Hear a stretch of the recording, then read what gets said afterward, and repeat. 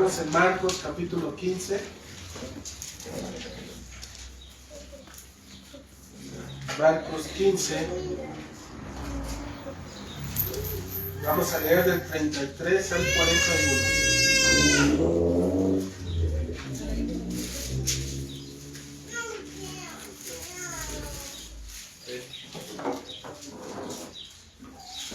Marcos capítulo 15, versículo 33 al 41.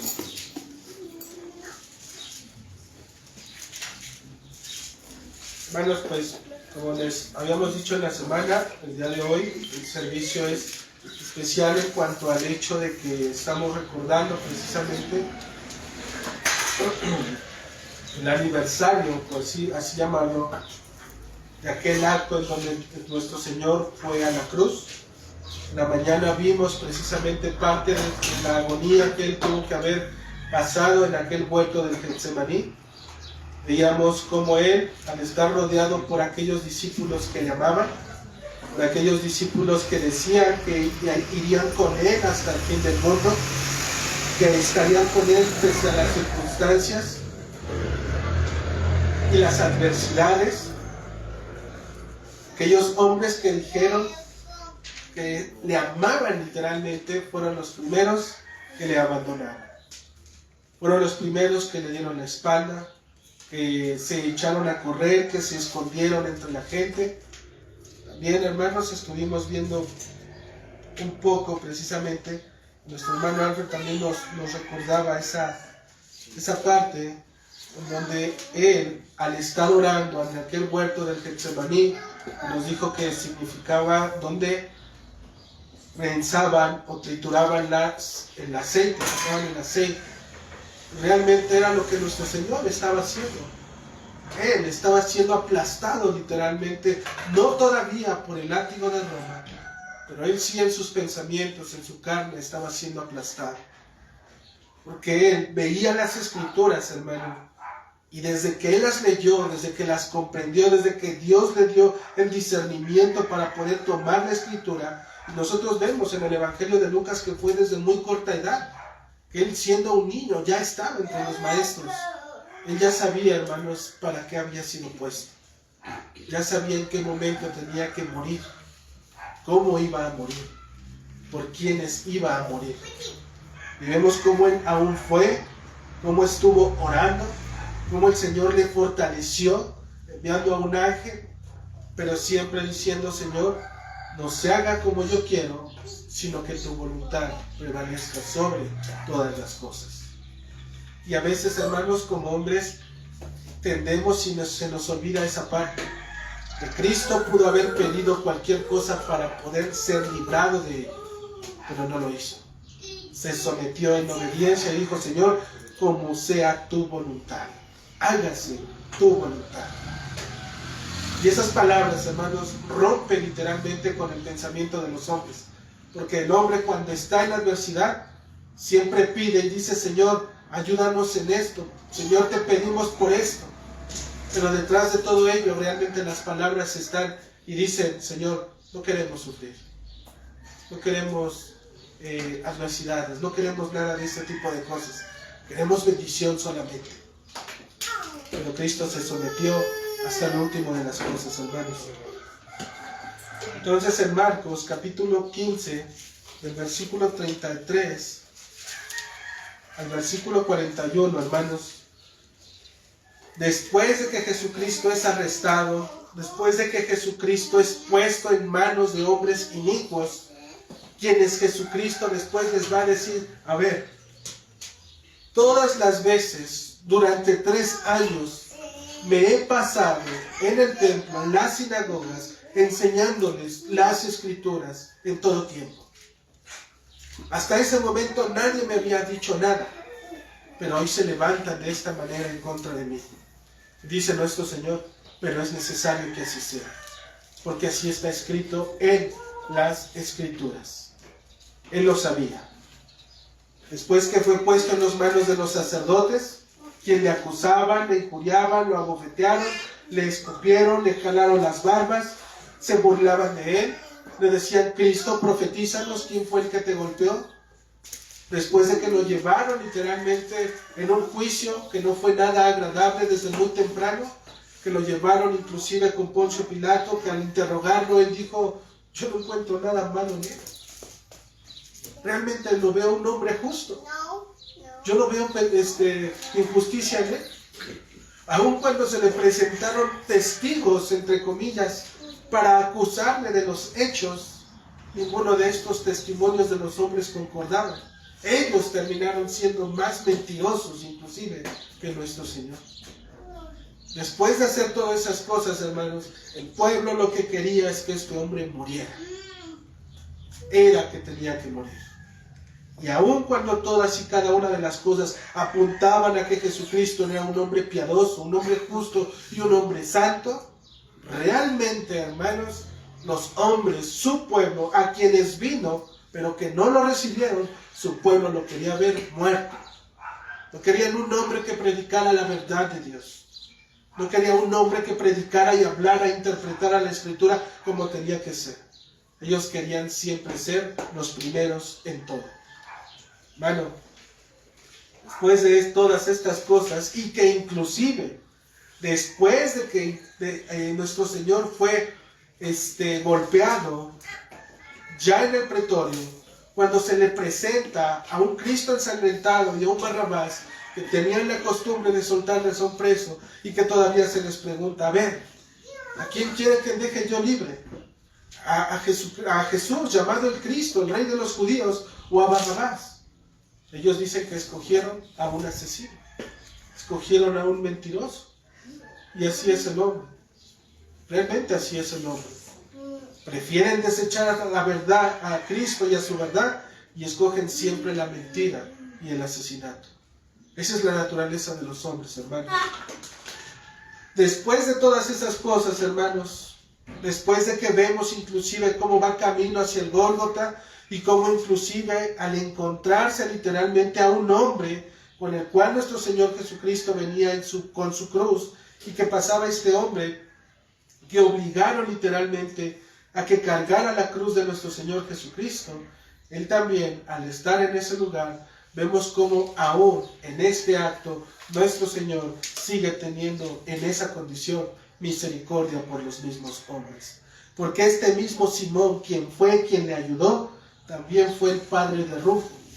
Y Rufo fue un hombre, más adelante en el libro de Romanos, fue hijo de este hombre. ¿Qué podemos ver en eso, hermanos? Que aún en los padecimientos de Cristo, aún en su aflicción, camino a su resurrección, Dios sigue teniendo misericordia por aquellos por los cuales Él ha llamado. Dios tuvo misericordia de la generación de este hombre. No se nos dice si este hombre fue salvo o no, pero su descendencia fue salvo. Dice: y obligaron a un hombre que pasaba, Simón de Cirene, padre de Alejandro y de Rufo. Y en Romanos 16:13, Pablo manda y dice: y salúdenme también a Rufo. Hermanos, sigue teniendo misericordia de nuestras almas, nuestro Señor, en esas condiciones. Y aún en su crucifixión sigue teniendo misericordia. Cómo salva a aquel hombre que está crucificado junto a su lado. Cómo salva inclusive a ese centurión. Se cree que fue salvo cuando vio que tembló, que se partieron las rocas, y que dijo: verdaderamente este era el Hijo de Dios. Se cree que también este hombre fue salvo. Sigue teniendo misericordia el Señor en esas condiciones. No les echa en cara nada. No dice nada. Simplemente enmudeció. No dijo nada. Hermanos, en Marcos capítulo 15, del versículo 33 al 41, se nos van a narrar las siguientes palabras que dice: cuando vino la hora sexta, hubo tinieblas sobre toda la tierra hasta la hora novena. Y a la hora novena, Jesús clamó a gran voz diciendo: Eloi, Eloi, lama sabactani, que traducido es: Dios mío, ¿por qué me has desamparado? Y algunos de los que estaban ahí decían, al oírlo: mirad, llama a Elías. Y corrió uno, y empapando una esponja en vinagre, y poniéndola en una caña, le dio a beber. diciendo: dejad, veamos si viene Elías a bajarme. Mas Jesús, dando una gran voz, expiró. Entonces el velo del templo se rasgó en dos, de arriba abajo. Y el centurión que estaba frente a él, viendo que después de clamar había expirado así, dijo: verdaderamente este hombre era Hijo de Dios. También había algunas mujeres mirando de lejos, entre las cuales estaban María Magdalena y María, la madre de Jacobo el menor, y de José y Salomé, quienes, cuando él estaba en Galilea, le seguían y le servían, y otras muchas que habían subido con él a Jerusalén. Hermanos, como dijimos, la agonía en Getsemaní solamente fue realmente el inicio de los padecimientos de nuestro Señor Jesucristo. Ahí es donde Él iba a comenzar a sufrir lo que realmente se avecinaba. Él mismo conocía los actos que iban a suceder. Conocía las Escrituras y ellas también describían sus sufrimientos. Dice el versículo 25 que era la hora tercera. Si nosotros le damos un horario a esas horas, hermanos, a la hora tercera, conforme los judíos lo manejaban, dice que eran aproximadamente las 9 de la mañana. A las 9 de la mañana es cuando las tinieblas empezaban en ese lugar a mirarse. Era la hora tercera cuando le crucificaron, las 9. ¿Qué tan pronto, qué tan necesario era, hermanos? Por el testimonio de las Escrituras, que se le crucificara tan rápido. Porque eran las 9 de la mañana realmente. Te das cuenta que inclusive el Getsemaní, el llevarlo ante los sacerdotes, el llevarlo ante Pilato, el llevarlo ante Herodes, después de regreso otra vez a Pilato, todo eso tomó su tiempo. Y como dijimos, lo que a los hombres les interesaba que era que este hombre muriera. No les convenía. ¿Sale? Entonces, dice que después de haber enseñado y ministrado a sus discípulos, después de haber entrado a la ciudad de Jerusalén, donde todos le alababan, después de haber comido y bebido junto a los que más amaban, ahora las Escrituras nos muestran a un Jesús colgando en una cruz. La vida de un hombre piadoso y justo, santo, junto con todos aquellos que se rodeaban, ahora lo veían pendido delante de una cruz, ensangrentado. Hermano, realmente la figura de Cristo en la cruz no es solamente un hombre desnudo como nos venden en los crucifijos que se ven ahí, con unas cuantas heridas, con unos tallones como si se hubiese caído de la bicicleta y solamente se levantó y se sacudió y ya. Realmente el castigo de Roma en el pretorio era terrible, hermano. Era realmente terrible. Su cuerpo fue realmente desfigurado, su rostro desfigurado. No había hermosura en él, dice la Escritura. No le encontrabas forma a su cuerpo. Era una masa literalmente de carne, color roja, abierta literalmente, perdida en una cruz, estando en ese lugar, donde los brazos y las piernas los tuvieron que jalar de tal manera para poder alcanzar literalmente los hoyos en donde él iba a ser crucificado. Bueno, realmente el sufrimiento de nuestro Señor fue literalmente, como decíamos en la mañana, tomar la copa de la ira de Dios. Y la ira de Dios significaba moler a su propio Hijo. Porque su propio Hijo fue el que dijo: he aquí que sacrificio no quisiste, holocaustos y ofrendas no te agradaron. Dice, por lo tanto, me preparaste un cuerpo. Su Padre le dio un cuerpo. ¿Un cuerpo para qué? Para poder vivir y disfrutar de este mundo. Un cuerpo para poderlo hacer vestir bien y que se viera bien de manera física. Un cuerpo para adornarlo. Un cuerpo que demostrara realmente que está o estuviese bien comido y que no le hiciera falta nada. Era un cuerpo, hermanos, que más adelante iba a ser totalmente destrozado. Un cuerpo, hermanos, que realmente nuestro Señor, en sus sufrimientos, tuvo que haber realmente cuidado, hermano. En ese momento su cuerpo, hermanos, ya tiene esa carga. ¿Qué carga? La carga de los padecimientos que le han hecho al cuerpo de Roma. Su cuerpo es realmente visto, hermano, con la evidencia visible de la causa del pecado. Eso es lo que causa el pecado. Eso es lo que realmente el pecador tendría que pasar, hermano. Lo que realmente el pecador tiene que pasar. Pero no solamente eso, su mente está todavía con las palabras, las burlas de aquel pueblo que no lo quiso. Aquellas palabras donde decíamos, donde lo vengan y le dicen: si tú eres Cristo, profetízame, dime quién es el que te golpeó. ¿No que eras tú Dios? ¿No que eras tú el Cristo? ¿No que tú derribas el templo y lo puedes levantar? Dice, no te puedes ni bajar de esa cruz y dices que puedes levantar un templo. Pero él no se refería al templo físico, hermano. Él se refería a su cuerpo. Ahora nuestro Señor Jesucristo, hermano, yace como un objeto de maldición delante de los ojos de los hombres. Es maldición. La tradición judía testificaba, hermano, que todo hombre que era puesto en un madero era un hombre maldito. Era un hombre maldito, literalmente.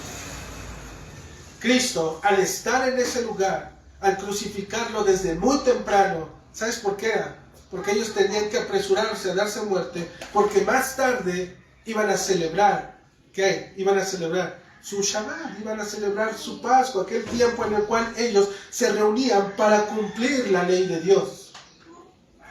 Cuando tenían enfrente a aquel que vino a cumplir la ley de Dios y no pudieron entender para qué es lo que vino. Ellos preferían, hermano, darle muerte a una persona, ¿sí?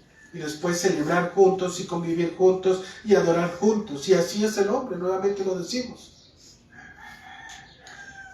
Nuevamente en el versículo 33, hermano, dice: cuando vino la hora sexta, es decir, dijimos como las 9 de la mañana, hubo tinieblas sobre la tierra hasta la hora novena.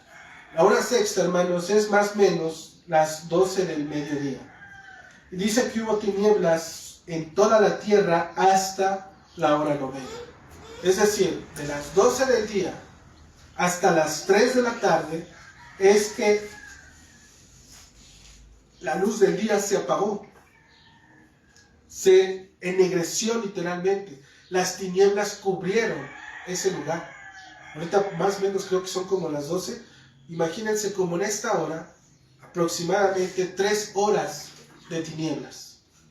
Hay quienes han dicho que fue un eclipse y demás, pero no se ha registrado, hermanos, realmente un eclipse que dure tanto tiempo. Son minutos los que llegan a pasar. Pero fueron 3 horas de oscuridad. La oscuridad cubrió totalmente este mundo por 3 horas continuas. Este acto, hermanos, de la oscuridad por 3 horas es un acto representativo que nuestro Señor, el Dios mismo, el Padre mismo, ya había dado y anticipado desde antes. Esto solamente es el cumplimiento de lo que nuestro Señor ya había dicho desde antes en su propia palabra. ¿Dónde eso nosotros lo vemos? Si pueden ir a Éxodo, capítulo 10.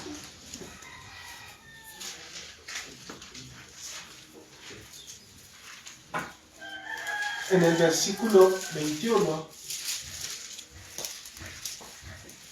dice la Escritura: el Señor dijo a Moisés: extiende tu mano hacia el cielo para que haya tinieblas sobre la tierra de Egipto, tanto que cualquiera las palpe. Y extendió Moisés su mano hacia el cielo, y hubo densas tinieblas sobre toda la tierra por 3 días. ¿Quién es realmente el único, hermano, que puede traer inclusive tinieblas y que puede prevalecer en ellas? Solamente Dios. Dios le plació en el pueblo de Egipto, junto con su pueblo de Israel, traer tinieblas por 3 días continuos. Eran tantas las tinieblas, dice, que se podían palpar. Podías palparlas, hermano. Había una oscuridad, y era una oscuridad tremenda. Pero en esos 3 días, hermanos, había una diferencia. ¿Sí? Porque Dios hace una diferencia. En estos 3 días que el pueblo de Egipto estaba en las tinieblas sobre ellos, estas tinieblas realmente lo que significaba era el juicio que venía sobre la nación ¿de qué? De Egipto, por cuanto no dejaba ir al pueblo de su heredad. Dios dice, ¿no quieres dejar ir a mi pueblo? Ok, viene juicio. Y la manera de hacerlo es que durante 3 días iba a traer tinieblas y posteriormente iba a anunciar la muerte de los primogénitos. Era un recordatorio de lo que iba a hacer, hermano. Pero había una diferencia, les digo.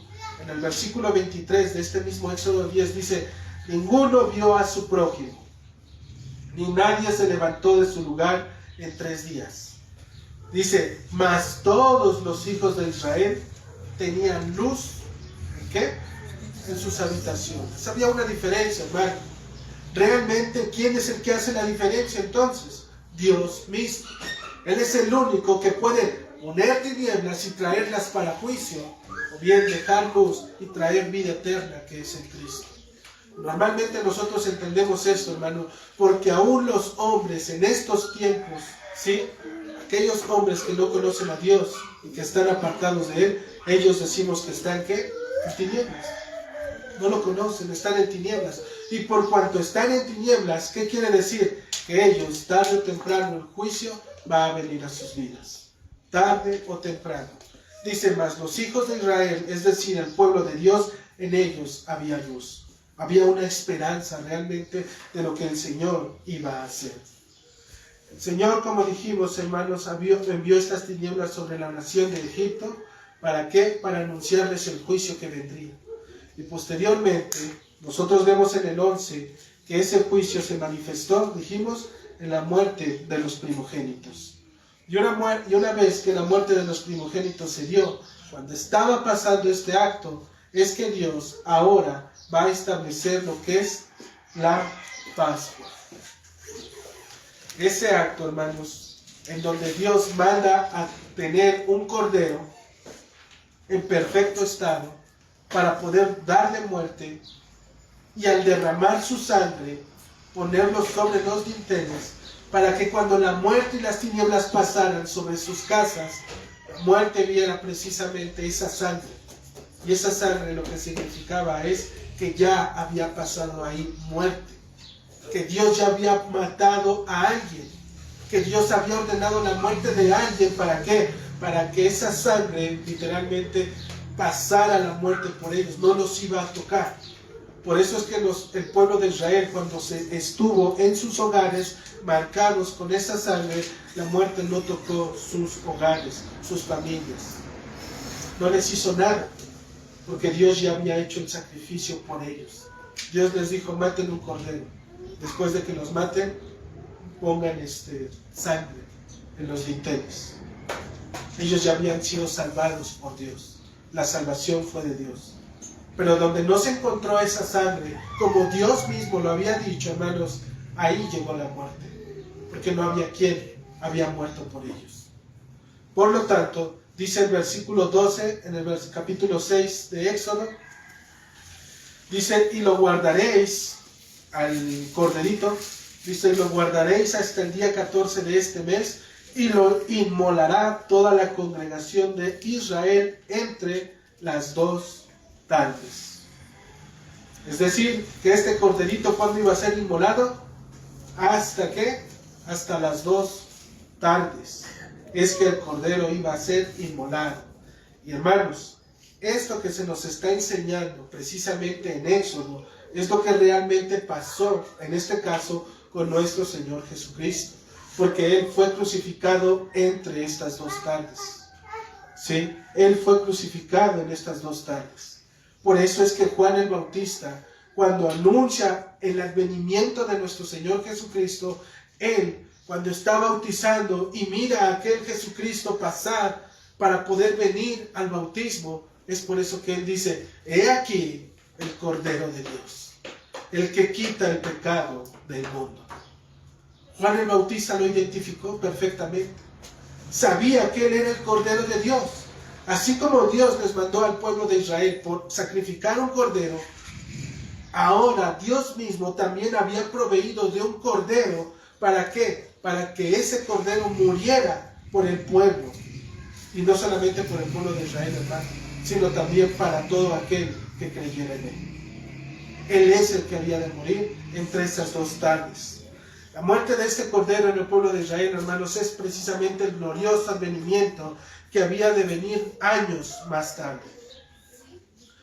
Dios mismo era en aquel momento, estando con Cristo, reconciliando al mundo. Jamás, hermanos, debes de creer que por cuanto Cristo padeció todo eso, quiere decir que Dios lo dejó. No, Dios estaba con él. Dios estaba reconciliando al mundo. Cuando lo golpeaban, cuando lo humillaban, cuando le decían, Dios mismo estaba reconciliando al mundo. ¿A quién mundo? ¿A todos? No a todos, hermanos, a aquellos que han sido llamados. Aquellos que caminan verdaderamente en temor al Señor. Aquellos que verdaderamente obedecen a la palabra de Dios. Aquellos que verdaderamente han dejado de vivir para el mundo y ahora están siendo transformados, están siendo renovados, como dice el libro de Romanos, en su mente, en su corazón, para poder realmente dar evidencia de que son hijos de Dios. Por ellos es que realmente Cristo murió, hermano. Por ellos exclusivamente. Así que ese comentario, hermanos, cuando luego dicen, ¿dónde estaba Dios? Con toda seguridad nosotros podemos decir, Dios estaba con Cristo reconciliando al mundo en ese momento. Pero no lo pudo haber salvado, por supuesto que lo pudo haber salvado. Jesucristo mismo lo dice. ¿Acaso no crees que yo puedo en este preciso momento pedirle a mi Padre que envíe realmente una legión de ángeles y vendrían ellos a ayudarme? ¿Lo podía hacer Jesucristo? Por supuesto que lo podía hacer. Y los ángeles hubiesen descendido y realmente, hermano, hubiesen apartado, lo hubiesen rescatado, lo hubiesen librado literalmente. ¿Se acuerdan la vez que Jesucristo fue perseguido hasta tal punto, dice la Escritura, que casi hasta para poderlo aventar de un peñasco que estaba por ahí? Como nos dice la Escritura literalmente que pasó en medio de ellos. Lo iban persiguiendo, hermano. Jesucristo solamente iba hacia atrás, la multitud encima de él y él hacia atrás. Pero el autor nos dice literalmente que solamente pasó en medio de ellos. No les causó daño, no se echó a correr, no gritó, no pidió ayuda, no hizo nada. Él solamente dice que pasó en medio de ellos. Y cuando se dieron cuenta, ya no estaba delante de ellos. Ya estaba en otro lugar. ¿Cómo es que sucedió eso? Porque el Padre le guardaba. Porque Jesucristo no iba a morir de esa manera. Él tenía que morir, hermano, como las mismas Escrituras lo demandaban. Entre las dos tardes, siendo inmolado, entregado en manos de hombres inicuos, siendo crucificado, para que él fuera considerado un hombre maldito. De esa manera tenía que morir. No había otra manera. Él no pudo haber muerto porque lo hubiesen linchado, le hubiesen puesto veneno, le hubiesen puesto cualquier cosa, como Juan el Bautista, que fue decapitado. Nada de esas cosas. La Escritura decía que él tenía que ser llevado a la cruz. Por lo tanto, Dios guardó y preservó y armonizó toda la vida de nuestro Señor y planeó todo. ¿Para qué? Para que hasta ese momento cada una de las cosas lo llevara hasta la cruz, en donde él tenía que morir. Algo que debes de saber, hermano, es que él quiso hacerlo simplemente por amor y obediencia a su Padre. Él pudo haberse salvado, sí, pero lo hizo por amor y obediencia a su Padre. Él no hubiese hecho nada que hubiese ido en contra de él. Ahora, hermano, en ese sacrificio es que también nosotros somos vistos por el Padre Celestial. En ese sacrificio tan perfecto, tan glorioso, que Cristo hizo, que estuvo delante de los ojos del Padre, es que ahora nosotros somos vistos como hijos de Dios. No porque lo merezcamos, sino por misericordia de Dios. Por su pura misericordia, hermano. Cristo murió por nuestros pecados, dice la Escritura, conforme a las Escrituras. Él tuvo que haber padecido y muerto de esa manera. Hermano, su muerte aún fue anunciada también por los profetas. Los profetas nos dan, y específicamente hablando de Isaías, nos describen con gran detalle los actos por los cuales iba a él a morir. En Isaías, capítulo 53,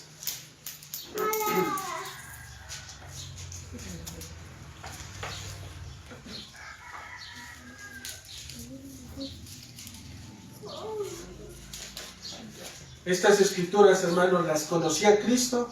Por supuesto que sí, Él las sabía. Y Él sabía que Isaías sabía que la revelación que le había dado el Padre hablaban de Él. Cuando Él lee a Isaías, Él estaba leyendo literalmente lo que le iba a acontecer.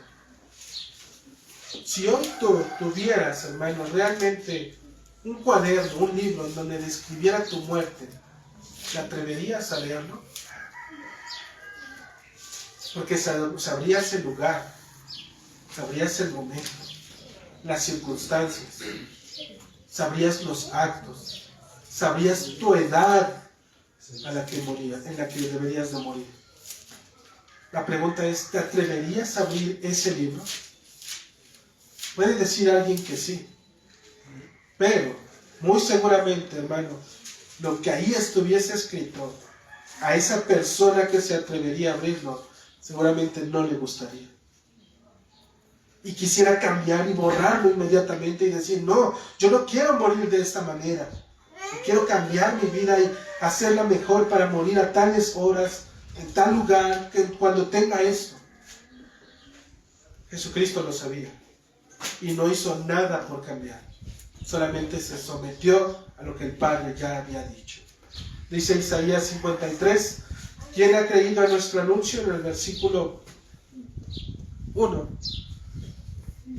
¿Quién ha creído a nuestro anuncio y sobre quién se ha manifestado el brazo de Jehová? Subirá cual renuevo delante de él. Te está hablando de Cristo, hermano. Y como raíz de tierra seca. Dice, no hay parecer en él, ni hermosura. Te está hablando de sus sufrimientos, del castigo que él recibió. Le veremos más inatractivo para que realmente le deseemos. Despreciado y desechado entre los hombres, varón de dolores, experimentado en quebranto, y como que escondimos de él el rostro, fue menospreciado y no lo estimamos. Te sigue hablando de Cristo. Esto es lo que hicieron aquellos hombres. Se escondieron de él. Hay una película que inclusive, hermanos, se ve cuando Cristo está delante de los sacerdotes y Cristo voltea a ver a Pedro después de que Pedro se le queda viendo que lo anda buscando y Cristo lo voltea a ver. ¿Te imaginas en ese momento cuando Pedro le dijo, Señor, jamás me voy a ir de ti? Que le prometió inclusive que no se apartaría de él. ¿Te imaginas a Pedro estando en ese lugar?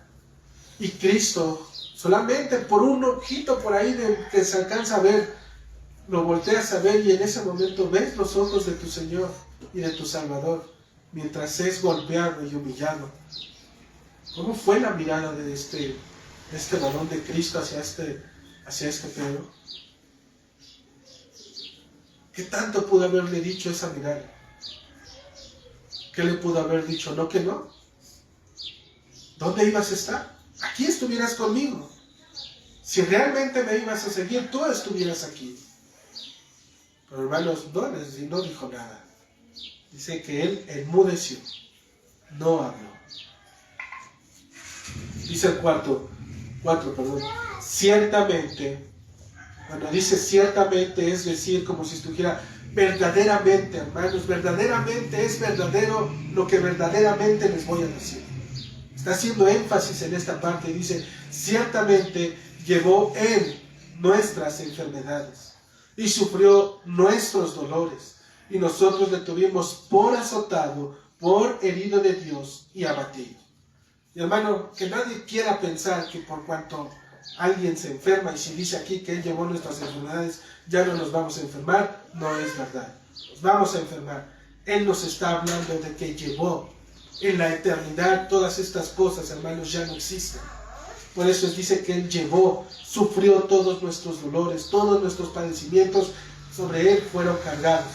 Dice el 5, mas él, herido por nuestras rebeliones, molido por nuestros pecados, el castigo de nuestra paz fue sobre él, y por su llaga fuimos nosotros curados. Todos nosotros nos descarriamos como ovejas, cada cual se apartó por su camino, mas el Señor cargó en él el pecado de todos nosotros. ¿Ves cómo sigue siendo Cristo el que está haciendo toda la obra? Él lo sigue haciendo, hermano. Por su llaga es que fuimos curados. Si hay algo que el texto dice de nosotros, es lo que dice el 6. Todos nosotros nos descarriamos. ¿Has visto a una oveja descarriada? No saben en dónde está. Puede estar parada en medio de una autopista y no le preocupa. Ella está ahí confiada. Así es el hombre, hermano, que está sin Cristo. Está aparentemente confiado. Es una oveja descarriada que no sabe que tarde o temprano la muerte va a llegar sobre él. Dice el número 7, angustiado él y afligido, no abrió su boca. Como cordero fue llevado al matadero, y como oveja delante de sus trasquiladores, enmudeció y no abrió su boca.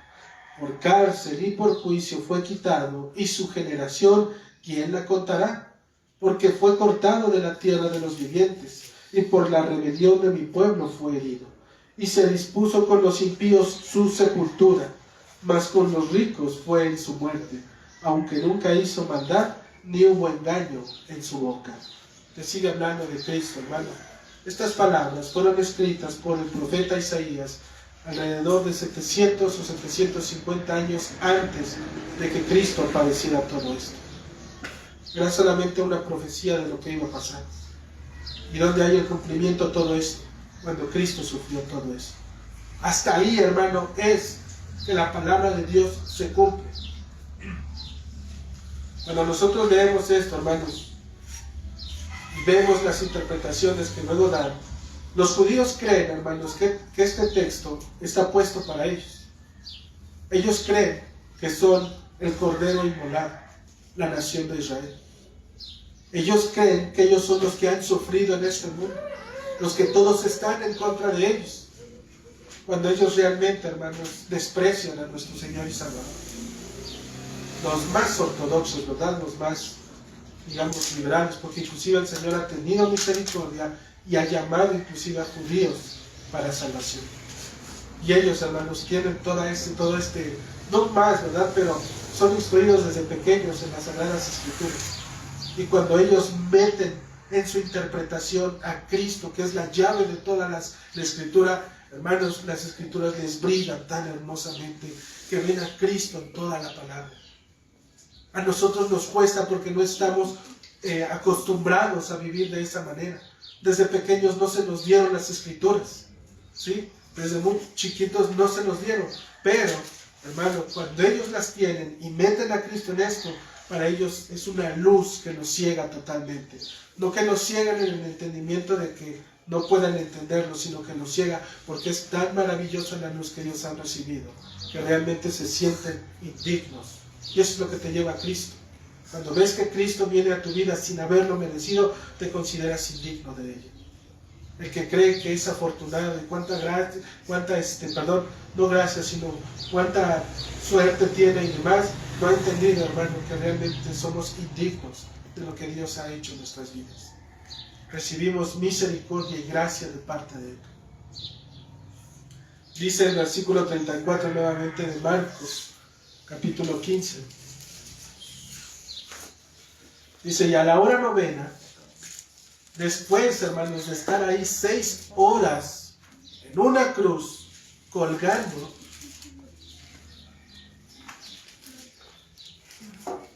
dice que a la hora novena, clamó a gran voz diciendo, Eloi, Eloi, lama sabactani, que traducido es, Dios mío, ¿por qué me has desamparado?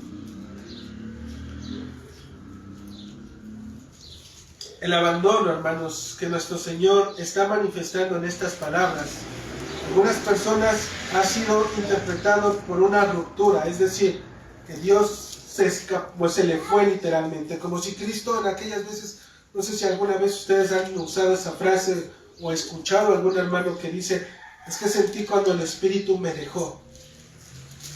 Más o menos es lo que ellos han querido dar a entender. Que es como si Cristo hubiese sentido cuando el Espíritu Santo le dejó, como si hubiese hecho una ruptura de esa continuidad perpetua que estaba en él. También se ha dicho que el Padre literalmente dejó de amar a su Hijo. Y realmente, hermanos, son caminos que para nuestro entendimiento algunas veces están velados. Hay cosas que no podremos llegar a entender del todo. Pero lo que sí es innegable es que cuando Cristo dijo estas palabras, hermanos, es que su naturaleza humana, no la divina, su naturaleza humana, hermanos, sintió ese desprendimiento, sintió ese abandono, literalmente, ¿de quién? De Dios. Su naturaleza humana, hermanos, fue la que realmente sintió ese abandono del Señor. Y como humanos, hermanos, nosotros debemos de ponernos a pensar. Decíamos hace rato, Dios es 100% hombre, 100% Espíritu Divino, nuestro Señor Jesucristo. Sí, pero aún en esa parte humana, hermanos, debemos de entender que Él también padeció como hombre.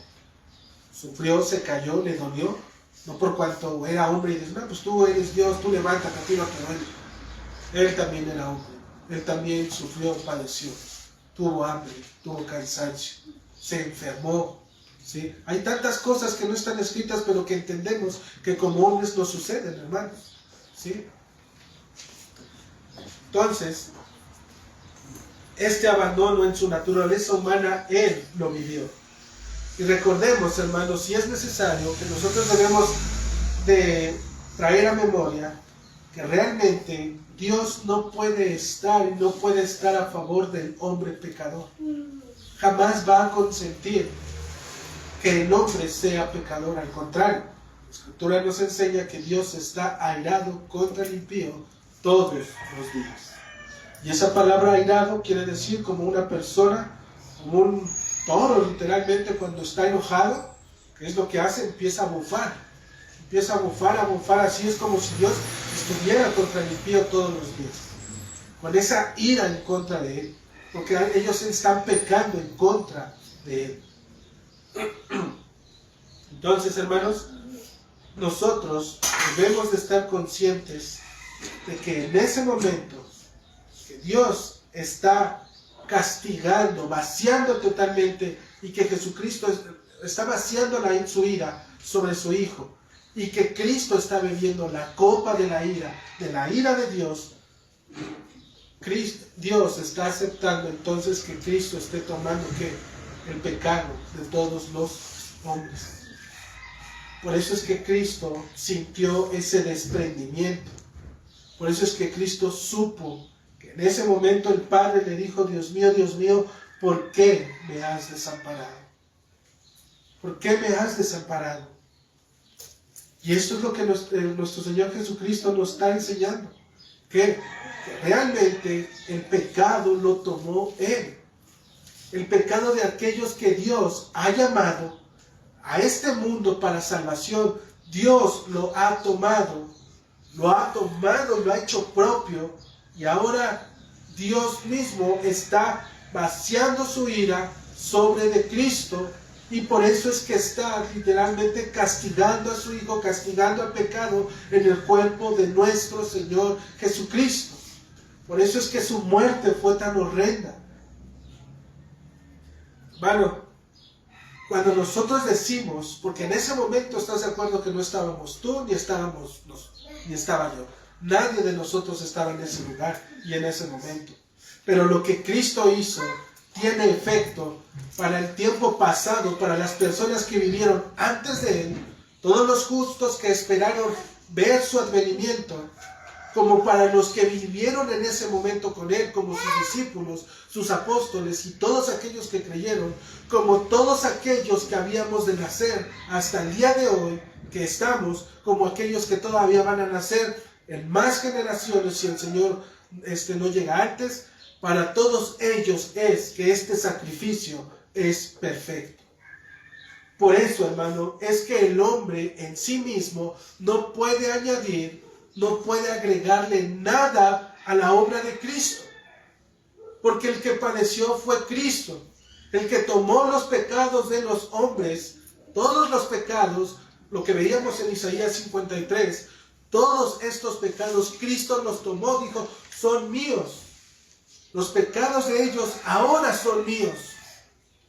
Por lo tanto el Padre dice, a ti te castigo. Entonces sí, hay un autor, un teólogo, no me acuerdo el nombre, pero él dice que cuando esto sucede, esta transacción, hermanos, un trueque que se está haciendo y llevando a cabo de manera formal, de manera judicial, el Padre y el Hijo haciendo esta obra, literalmente Cristo le está diciendo al Padre, Padre, yo voy a ellos porque ellos no pueden, adelante, pero vas, en este caso, tomaré los pecados y a mí me castigarás. Yo seré el pecador, a mí me harás vivir realmente, me llevarás hasta aquella cruz y me tratarás como un pecador. Dice, pero mientras tanto, a todos ellos que han creído, dice, a todos aquellos que han puesto su fe en ti, en mí, es un Dios trino, el Espíritu Santo, dice, a todos ellos, dice, dales el pago que yo merezco. Y en este caso, el pago que él merecía antes de tener el pecado de todos los hombres, era solamente la bendición que el Padre tenía sobre ellos. Es por eso que nosotros en Cristo, hermanos, tenemos bendiciones. ¿Qué es lo que estamos viendo precisamente en el libro de Efesios? Bendiciones que no son de este mundo. Bendiciones que nos han sido dadas por el sacrificio de Cristo. Que no podemos meterle mano, hermanos. Solamente si tú has creído en Cristo como tu suficiente Salvador, que te ha rescatado de la condenación del pecado y te ha dado una nueva vida, una nueva esperanza en Él, eso es suficiente, hermano, para que seas salvo. Eso es lo único. No puedes esperar a hacer más cosas, porque la fe te ha sido dada por Dios y eso es lo que te salva. No puedes esperar a que tengas que aprender ciertas formas de vivir, conducir, contestar. La otra vez decían por ahí, o un cuestionario que llenar para saber si ya estoy en el camino. Si has creído en Cristo es suficiente para poder ser salvo. Es lo único que pide el Señor. Y ahora, después de eso, hermanos, ¿qué nos lleva a eso? La fe en Cristo, a santificarnos. Eso es lo que nos va a llevar. Precisamente, hermanos, es por esa razón que Cristo, al recitar estas palabras de Eloi, Eloi, lama sabactani, es un recordatorio también de las Escrituras, que todo tiene cumplimiento en él, del Salmo 22. Salmo 22 dice, Dios mío, ¿por qué me has desamparado? Aquí son las palabras de David, hermano, pero es un salmo cristocéntrico, es un salmo que nos está hablando de los padecimientos precisamente de Cristo. ¿Por qué estás tan lejos de mi salvación y de las palabras de mi clamor? Dios mío, clamo de día y no respondes, y de noche y no hay para mí reposo. Pero fíjate el 3 que dice, pero tú eres santo, tú que habitas entre las alabanzas de Israel. Jesucristo conocía a su Padre perfectamente, hermano.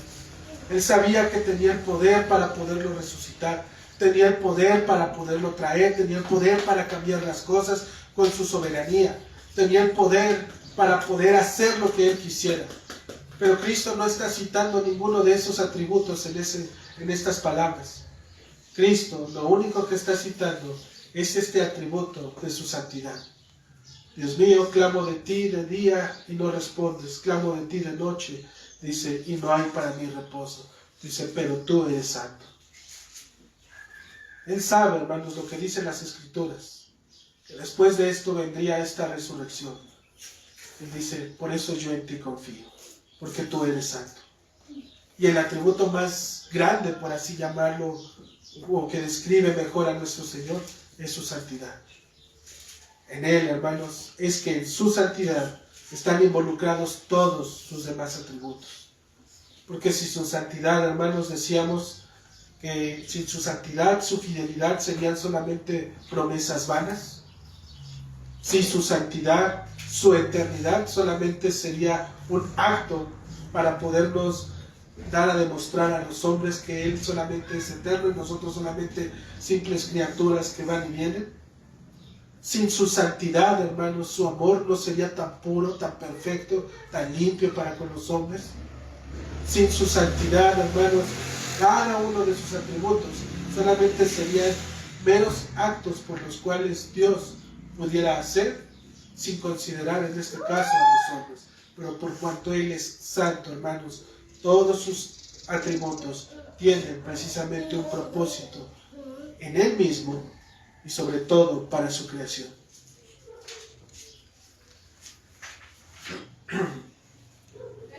Dios, hermanos, no tiene nada que ver con el pecado. En estas palabras de Marcos, que nosotros citamos en el versículo 34, el autor del libro por el cual igual nos conducimos, dice que es el único lugar en donde Jesucristo no llama Padre al Padre. Es la única opción en donde Cristo mismo no le dice Padre al Padre. ¿Por qué? Si nosotros nos ponemos a pensar un momento, hermanos, ¿quién puede llamarle a alguien Padre? Un hijo, ¿verdad? Un hijo solamente puede llamarle a alguien que es su padre, le puede decir Padre. Pero realmente, hermanos, si nosotros entendemos lo que significa poder ser padre y poder ser hijo, es porque si soy hijo, sé realmente conducirme como un hijo. Y sé realmente qué es lo que exige mi Padre de mí. El Padre de nuestro Señor Jesucristo no es que le había enseñado, sino que Él sabía que Dios es santo. Él es santo, hermano. Y Él sabía, Jesucristo, que Él era un hombre en ese momento que tenía el pecado, ¿sí?, de los hombres de este mundo. Y si se dan cuenta, normalmente hay personas que pecan una y otra vez, y que van a la iglesia, pero siguen pecando. Y sin temor, ellos pueden decirle Padre al Señor. ¿Ellos serían o tomarían realmente el papel de hijos? No están tomando realmente su papel. No saben ni siquiera quién es Dios, porque no tienen ni temor. Pero Cristo nos da una lección. Él, siendo hijo, teniendo toda la facultad de poderle llamar Padre, se abstiene de poderle llamar. ¿Por qué? Porque estas mismas palabras, ahora que Él tiene la carga del pecado, dice, un verdadero hijo de Dios no puede llamarle Padre cuando tiene pecado. Y aun cuando Cristo no pecó, hermanos, cuando Él fue justo, limpio, santo, puro, Él se abstiene de ello para darnos ejemplo de nuestra vida. Hermanos, debemos de saber y entender que si en aquel tiempo hubo personas que se mofaron delante del Hijo de Dios bajo esa situación, hoy es y será de igual manera. Hay quienes lo hacen de manera despectiva, hay quienes más lo hacen de manera necia, y hay quienes lo hagan, hermanos, solo por seguir la corriente de este mundo. Pero aún así, el Señor sigue teniendo misericordia. Es precisamente de ahí de donde nos salvó a todos y cada uno de nosotros, por medio de su bendito Evangelio. En algún momento, hermanos, nosotros recibimos el Evangelio y a lo mejor de manera burlesca dijimos no, gracias, o nos llegamos a bufar de ese tipo de personas. Pero Dios tuvo misericordia de nosotros. El versículo 35 y el 36 nos hablan de este tipo de personas. Dice, y algunos de los que estaban ahí decían al oírlo, mirad, llama a Elías. Y corrió uno y empapando una esponja en vinagre y poniéndolo en una caña le dio a beber diciendo, dejad, veamos si viene Elías a bajarle. Ellos estaban burlando de la condición. Aun cuando estaba nuestro Señor Jesucristo en aquella cruz, aun cuando Él todavía estaba con vida, realmente, hermanos, estos hombres seguían mofándose de ellos. Y hermanos, nosotros debemos de saber que de este tipo de personas va a haber siempre, en todo tiempo y en todo lugar. ¿Nos hacen daño a nosotros? Por supuesto que no, hermano. Se mofan de lo que no conocen, se burla de lo que no saben. Solamente hablan por hablar, pero no entienden ni conocen. Porque si entendieran o conocieran, hermanos, puede ser que inclusive se abstuvieran un poco en decirlo. Pero realmente lo que hacen es que ni entienden, ni hablan, hermanos, ni saben lo que dicen.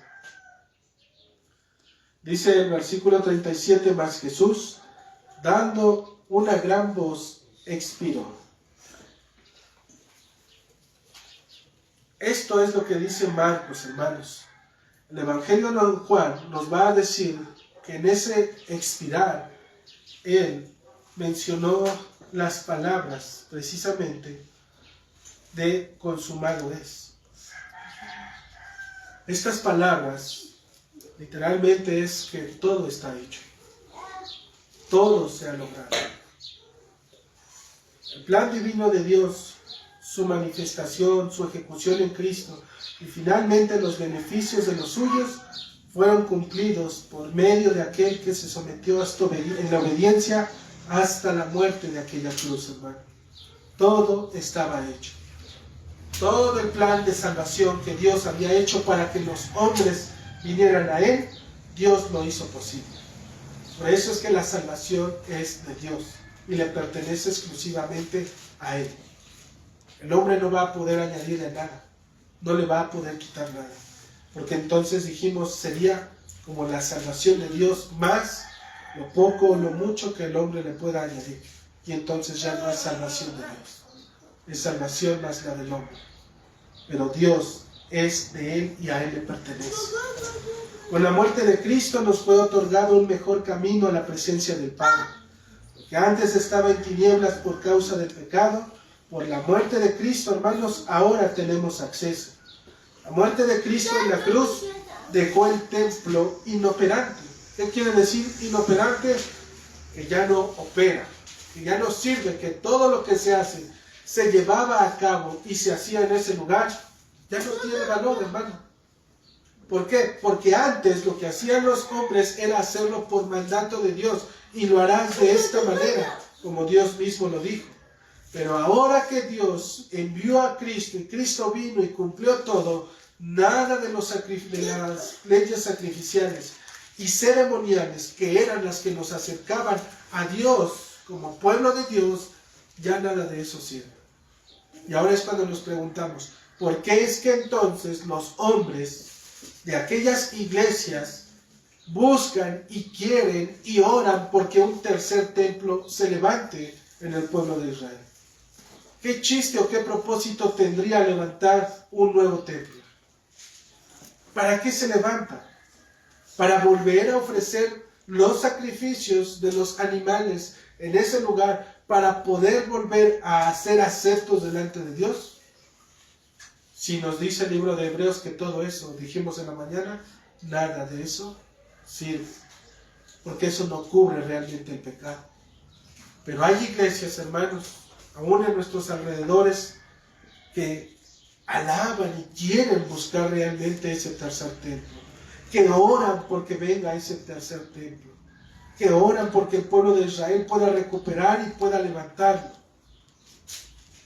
Nuevamente, hermanos, no han entendido que el sacrificio de Cristo es todo lo que necesitamos. Es Cristo y nada más. Nada más, hermanos. Dice el 39, y el centurión que estaba frente a él, viendo que después de clamar había expirado así, dijo, verdaderamente este hombre era el Hijo de Dios. Y lo que nosotros vemos, hermanos, es cómo aún en su muerte Cristo sigue salvando. Él salvó en su ministerio, salvó en cada uno de los actos que él hizo. Salvó cuando estuvo en el mar, cuando estuvo en Jerusalén, cuando entró en el templo, cuando salió del templo. Salvó cuando estuvo en las enfermedades con sus discípulos. Salvó inclusive cuando empezó en el Getsemaní. Salvó inclusive en la cruz. Salvó en todo momento. Y aún en su muerte sigue salvando hasta el día de hoy. Y ha salvado aún más de este tiempo, hermanos, de los que pudo haber salvado en aquel momento. Él sigue haciéndolo porque Él es fiel, hermano. Porque su palabra permanece entre nosotros y con nosotros. Dice el 40 y 41. También había algunas mujeres mirando de lejos, entre las cuales estaba María Magdalena, María, la madre de Jacobo el menor, y de José y Salomé, quienes, cuando él estaba en Galilea, le seguían y le servían, y otras muchas que había subido con él a Jerusalén. Hermano, realmente lo único que podemos ver nosotros en estos últimos textos es que se describen a dos mujeres, María Magdalena y María, la madre de Jacobo. ¿Se acuerdan más o menos cuáles eran los requisitos que citaba el apóstol Pedro para poder ser un apóstol?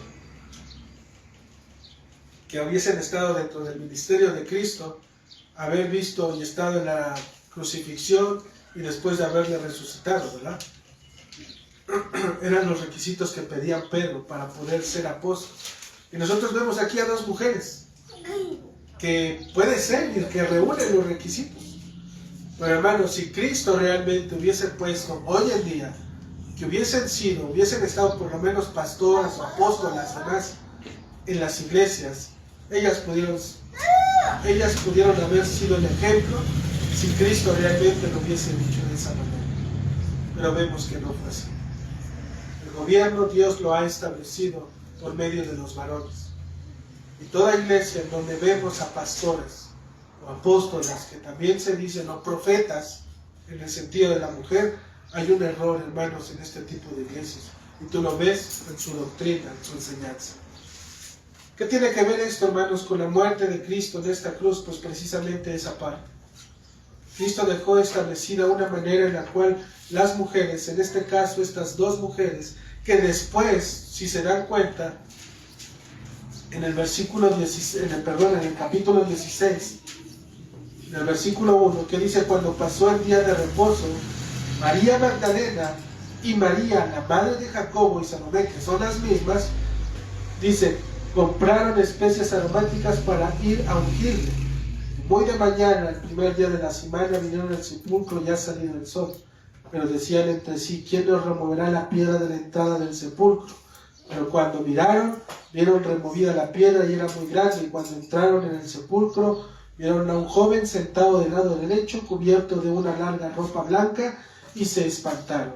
Mas él les dijo: no os asustéis, buscad a Jesús Nazareno, el que fue crucificado, ha resucitado, no está aquí, irá del lugar donde le pusieron. Pero id, decid a sus discípulos y a Pedro que él va delante de vosotros a Galilea. Y dice el 9, viendo pues resucitado Jesús por la mañana, el primer día de la semana, apareció primeramente a María Magdalena, de quien había echado 7 demonios de ella. Es nuevamente la misma mujer que estuvo con él en su muerte, en su resurrección, al poder ver la tumba vacía, y posteriormente al verle cara a cara, viéndolo y diciendo verdaderamente Él es el Cristo. Y eso es suficiente, hermanos, para poder decir que nuestro Señor Jesucristo cumplió todo lo que Dios había mandado a hacer. Todo lo que Dios tuvo que haber dicho y hecho fue puesto en aquella cruz. En Cristo se cumplió todo, cada una de las cosas, hermano. Por eso Cristo, una vez que resucita, lo único que hace es comisionar a sus apóstoles. Ya no había mucho que decirles, porque ya todo estaba hecho. ¿Qué es lo que les va a decir? Solamente vayan y prediquen el Evangelio. ¿Qué es el Evangelio? Las buenas nuevas. ¿Qué son esas buenas nuevas? Cristo vino a este mundo, porque el mundo estaba condenado. Cada uno de nosotros nos descarriamos, pero Dios tuvo misericordia. Ahora todo aquel que en Él cree tiene vida eterna. Por lo tanto, todo aquel que en Él cree se bautiza y ahora se añade a la iglesia local. Y todo eso, hermanos, Dios nos los va a mostrar a través de su palabra. Y es lo que nosotros vemos. Como en Cristo, hermanos, literalmente se hicieron cada una de estas cosas. Pero como también en Cristo, esta maravilla que Dios hizo al poner a su Hijo en aquella cruz, es que está llamando literalmente a todos los hombres a que pongan sus ojos también en aquella cruz. Porque solamente en aquella cruz podemos ver como el centurión y decir verdaderamente, este es el Hijo de Dios. porque en Él, hermanos, vemos que se cumple todo. Todo en ello vemos que se cumple. Vemos las Escrituras y vemos su cumplimiento, su establecimiento, antes y posteriormente su cumplimiento. Y ahora los vemos en los apóstoles y los apóstoles, o en la iglesia solamente haciendo lo que nos ha mandado hacer. Venir, congregarnos, conocer de Dios, aprender de Él, moldear nuestras vidas a su palabra. ¿Qué dicen las Escrituras para mí como esposo, como padre, como hijo, como esposa? ¿Qué es lo que dice la Escritura para la iglesia? ¿Qué es lo que dice la Escritura del lugar donde vivo? ¿Cómo debo de vivir? ¿Para qué debo de vivir? Y en todo eso, así como Cristo se sometió a esta obediencia y hasta la muerte de la cruz, así nosotros, hermanos, nos sometemos en obediencia hasta la muerte, hasta el día que nuestro Señor nos llame, para la gloria y honra de Él. Amén. Vamos a orar.